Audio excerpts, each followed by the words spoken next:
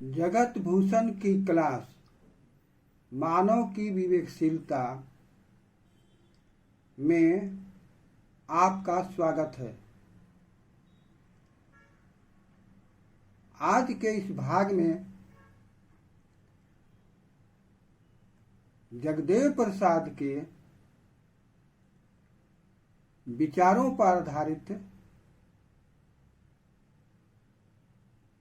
बिंदुओं पर विचार और चर्चा किया जाएगा। जगदेव प्रसाद शोषित शब्द का जितना प्रयोग किए उतना इस भारत में कोई भी नहीं किया।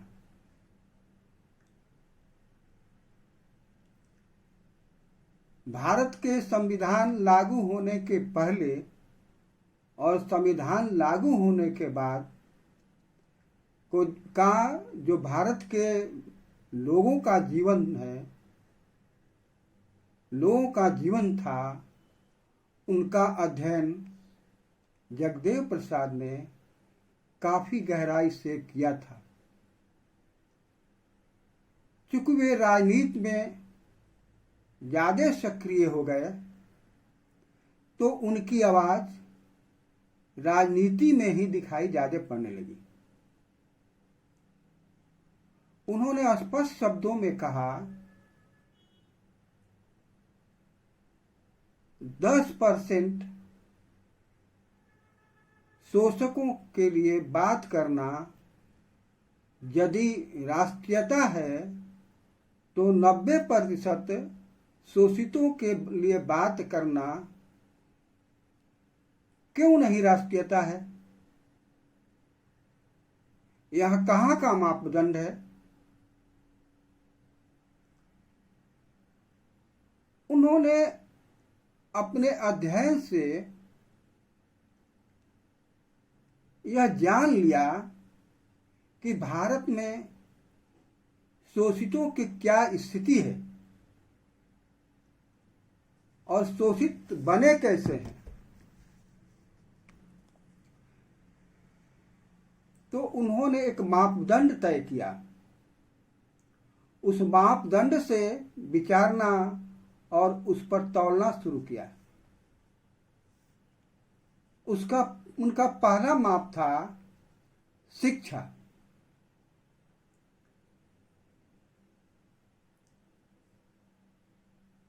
शिक्षा लेने का जो अधिकार था वह शोषितों से छीन लिया गया। इसका परिणाम हुआ वे मूर्ख हो गए, वे गंवार हो गए।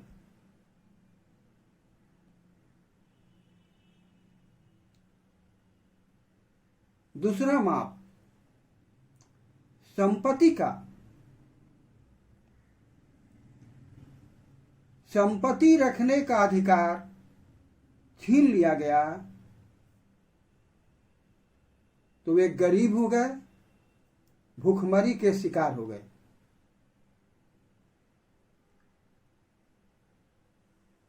तीसरा अधिकार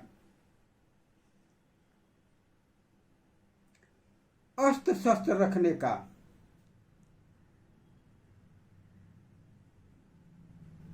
इसका प्रयोग करने का अधिकार छीन लिया गया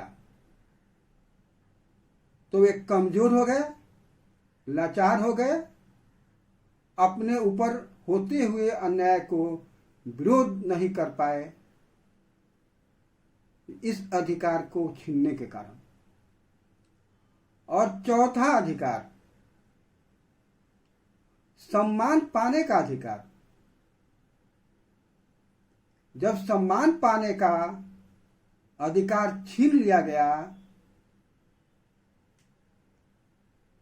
तो इसका परिणाम हुआ गंवार हो गए,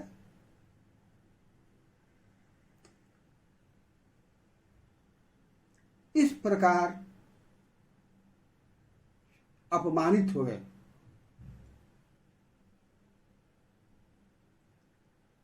तो ये चारों अधिकार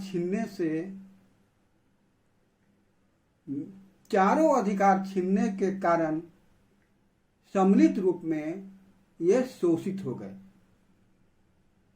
इनका शोषण इन बिंदुओं पर हुआ।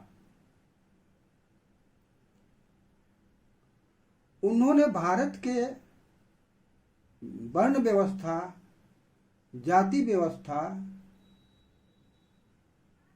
पर गहरा अध्ययन किया।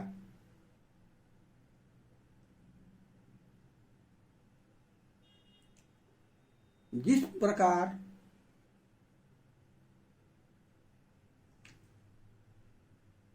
जब कांटा गड़ता है, कांटा चुभता है, तो दर्द उसी व्यक्ति को होता है जिस व्यक्ति को कांटा चुभता है। जो व्यक्ति अपमानित होता है वही समझ पाता है, उसी को अनुभूति होता है अपमानित होने का। तो इस प्रकार अनुभूति अपनी अपनी होती है और उस ढंग की अनुभूति को अपने स्वयं के ऊपर समझना यह सहानुभूति होती है। दूसरे के दुख को, दूसरे के सुख को अपनी तरह समझना सहानुभूति है। तो वर्ण व्यवस्था के तहत इस सामाजिक व्यवस्था को 4 भागों में बांटा गया। पहला भाग था ब्राह्मण, दूसरा भाग था क्षत्रिय, तीसरा भाग था वैश्य, चौथा भाग था शूद्र। वैश्य वर्ण भी है और ब्राह्मण वर्ण भी है और जाति भी है। क्षत्रिय वर्ण भी है और क्षत्रिय जाति भी है। वैश्य वर्ण भी है और वैश्य जाति भी है। शूद्र वर्ण है, लेकिन भारत में शूद्र नाम की कोई जाति नहीं है। भारत में ब्राह्मणवाद में, मनुवाद में ऊंच नीच, छूत अछूत को नियम के रूप में दिया गया। उस नियम को जिस पुस्तक में सम्मिलित किया गया, जिस पुस्तक में लिखा गया, उसका नाम मनुस्मृति है। मनुस्मृति में इन वर्णों का अधिकार और कर्तव्य का वर्णन है। मैं एक एक करके उनके अधिकार और कर्तव्य का वर्णन कर रहा हूं। ब्राह्मण शिक्षा ग्रहण करेगा और क्षत्रिय से, वैश्य से, शूद्र से सबसे सम्मान प्राप्त करेगा। वह किसी को सम्मानित नहीं करेगा। दूसरा, क्षत्रिय वह युद्ध संबंधी शिक्षा ग्रहण करेगा, सुरक्षा की व्यवस्था देखेगा, केवल और केवल ब्राह्मण को सम्मानित करेगा और वैश्य और शूद्र से सम्मान प्राप्त करेगा। वैश्य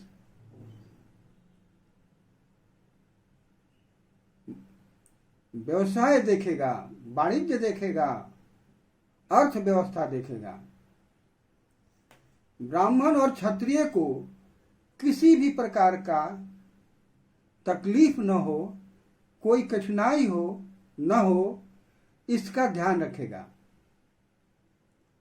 ब्राह्मण और क्षत्रिय को सम्मानित करेगा और शूद्र से सम्मानित होगा।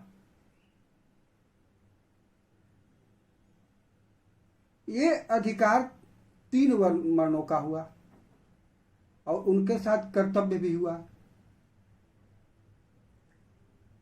चौथा वर्ण बनाया शूद्र। शूद्र को कोई अधिकार नहीं,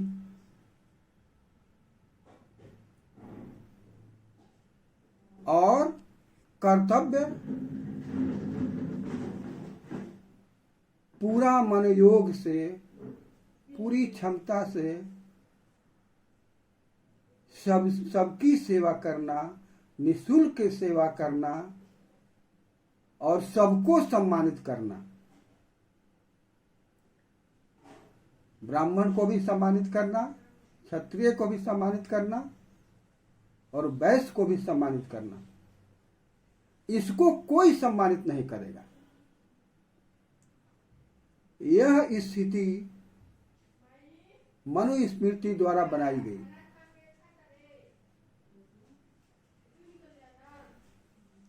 इस प्रकार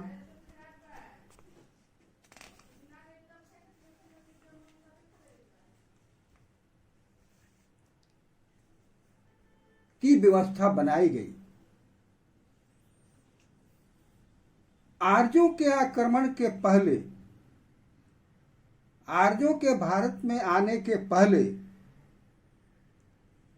भारत में केवल मानवीय व्यवस्था था, समतापूर्ण आचरण और व्यवहार था। सिंधु घाटी की सभ्यता बोल रही है।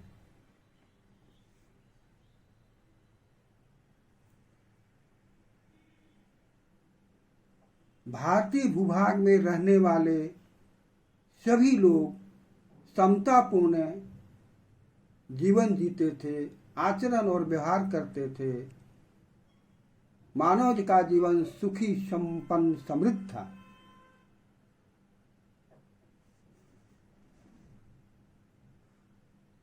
भारत में संविधान लागू होने के बाद,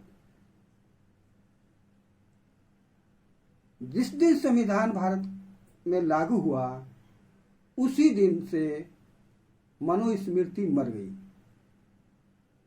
भारत के संविधान लागू होते ही मनुस्मृति की मृत्यु हो गई। जो राजा रानी के पेट से पैदा होता था वह अब बैलेट बॉक्स से निकलने लगा।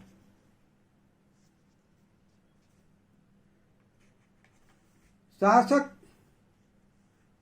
प्रशासक बनने लगा। सभी नागरिकों को भारत की नागरिकता प्राप्त हो गई और प्रत्येक नागरिक को 18 वर्ष पूरा होने पर वोट देने का अधिकार, मत देने का अधिकार, जनप्रतिनिधि चुनने का अधिकार, जनप्रतिनिधि बनने का अधिकार प्राप्त हो गया। इस प्रकार पंचायत से लेकर संसद तक भारत में लोकतांत्रिक व्यवस्था लागू हो गई।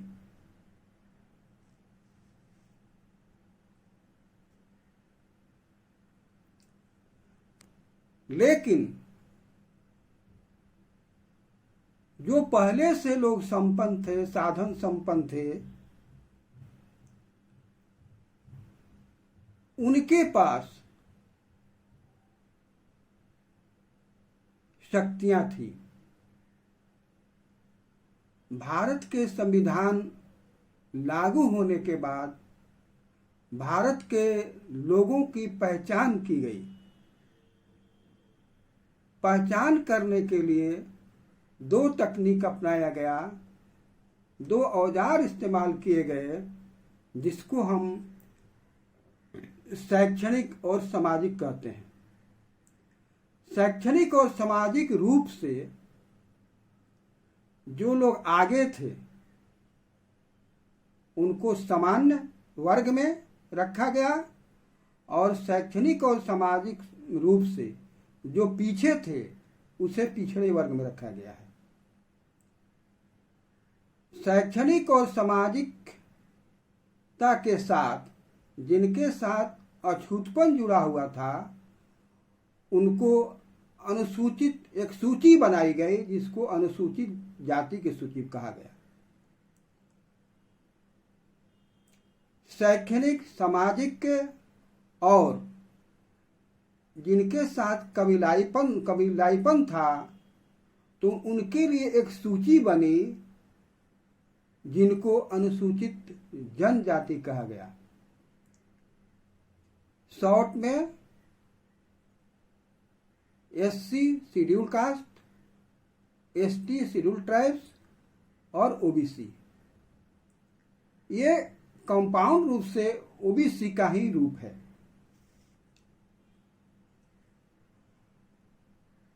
जगदेव प्रसाद मानव जीवन को, भारत के लोगों के जीवन को जब अध्ययन किए तो पाए कि यहाँ के 90% लोग अधिकार से वंचित हैं, सुविधा से वंचित हैं। तो उन्होंने घोषणा की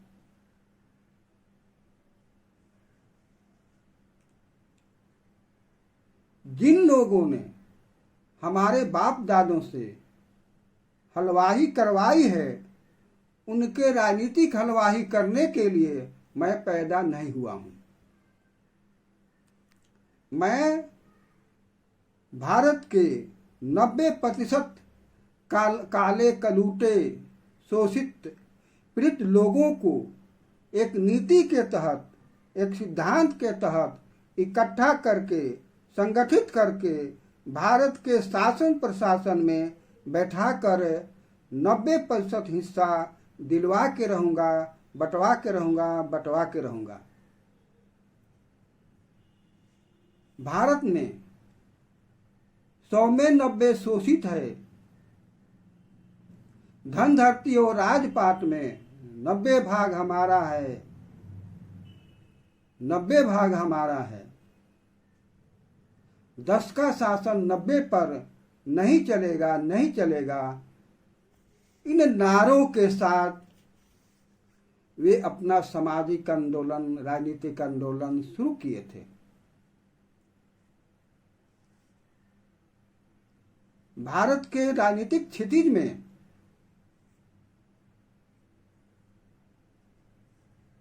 आंदोलन करते हुए, सभा करते हुए बिहार के कुर्था प्रखंड में सभा करते हुए उस समय के कांग्रेसी हुकूमत के द्वारा, पुलिस के द्वारा स्टेज पर ही गोली मारी गई, जो कि विश्व की यह सबसे बड़ी घटना थी। बीबीसी ने उस समय कहा बिहार के लेलिन जगदेव प्रसाद की हत्या हो गई, मारे गए।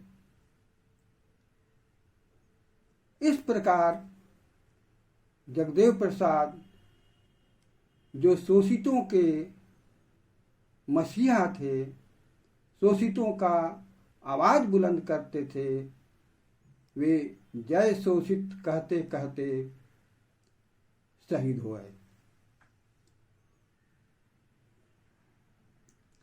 इस प्रकार हम देखते हैं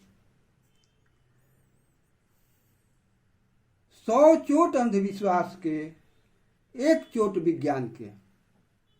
यदि 100 बात अंधविश्वास की कही जाए और एक बात यदि विज्ञान की बात आ जाए तो अंधविश्वास खत्म हो जाता है।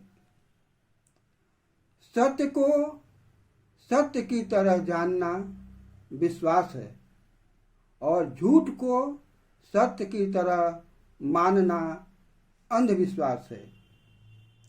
वैज्ञानिक अंधविश्वासी नहीं हो सकता और अंधविश्वासी वैज्ञानिक नहीं हो सकता। तो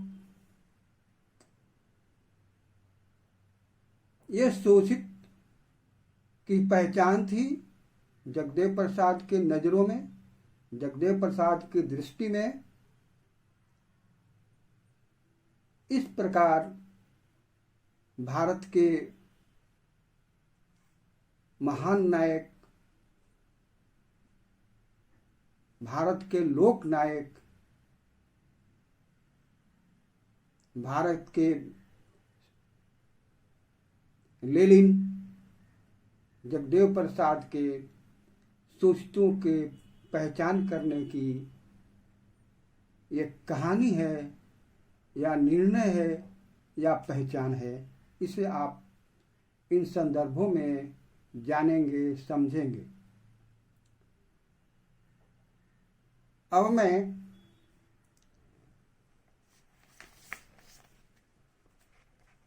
वैज्ञानिक और मानववादी चिंतन चेतना क्यों कैसे की एक कविता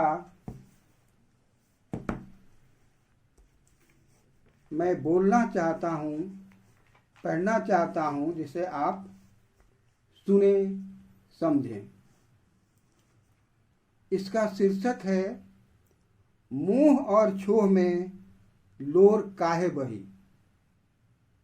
मोह और छोह में लोर काहे बही। शिशु जन्मे के साथ रोल तो माता के लोर बहल। हित नाता के लोर बहल ना बहल, काहे ना बहल। अपना विचार पर अड़ गईलन विश्व के विचारक सुकरात। मौत के सजा मिलल, झूठा आरोप लागल। प्याला के जहर पिए के मिलल, हंसते मुस्कुराते जहर पी गईलन। शिष्य प्लेटो उनकर साथी रोलन, सुकरात के हित मित रोलन। सुकरात हंसते मुस्कुराते रहत रहन। सुकरात प्लेटो अरस्तु विश्व में छा गईलन। भगत सिंह के फांसी के सजा मिलल, का कभी रोलन ना रोलन।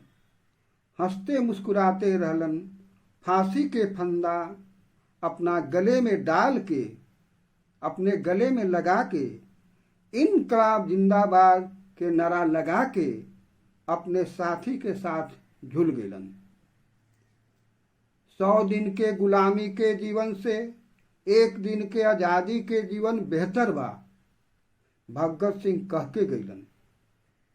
मोह और छोह में लोर काहे बही। मोह और छोह में लोर काहे बही। का हमार मौत ना हुई। जगदेव प्रसाद अपने आप से प्रश्न कैलन। मौत तो होइबे करी, तब डर कौन बात के। कहत रहलन, कहते गईलन। 1 दिन के सम्मान के जीवन, स्वाभिमान के जीवन बेहतर बा 100 दिन के अपमान के जीवन से। कुत्था सभा में भाषण देते रहलन। कांग्रेस के सत्ता के आदेश से पुलिस गोली मरलस। जगदेव प्रसाद शहीद हो गईलन। मोह और छोह में लोर काहे बही। मोह और छोह में लोर काहे बही।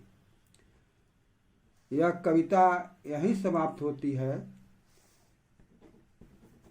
जगदेव प्रसाद के संबंध में जिनको विस्तृत जानकारी लेनी होगी, वे जगदेव प्रसाद वाङ्मय किताब, जिसके लेखक डॉक्टर राजेंद्र प्रसाद सिंह हैं, आप इसे पढ़कर अच्छी जानकारी ले सकते हैं। इसमें उनका पूरा संकलन है, उनका भी लिखा हुआ भाषण है, अन्य लोगों का भी है।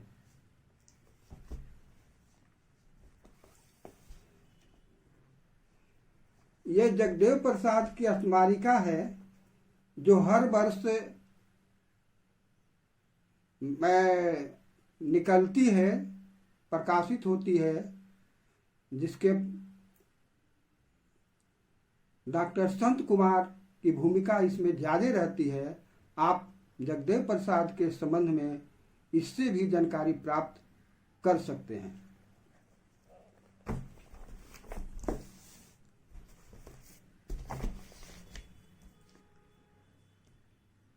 तो आज का एपिसोड यही समाप्त होता है। आप अपना विचार कमेंट में देंगे और लाइक भी करेंगे, शेयर भी करेंगे, सब्सक्राइब भी करेंगे। अंत में समझे समस्या, खोजे समाधान, बढ़े स्वावलंबन, जगे स्वाभिमान। जय विज्ञान, जय मानववाद, जय संविधान, जय लोकतंत्र, जय भारत, जय विश्व। धन्यवाद।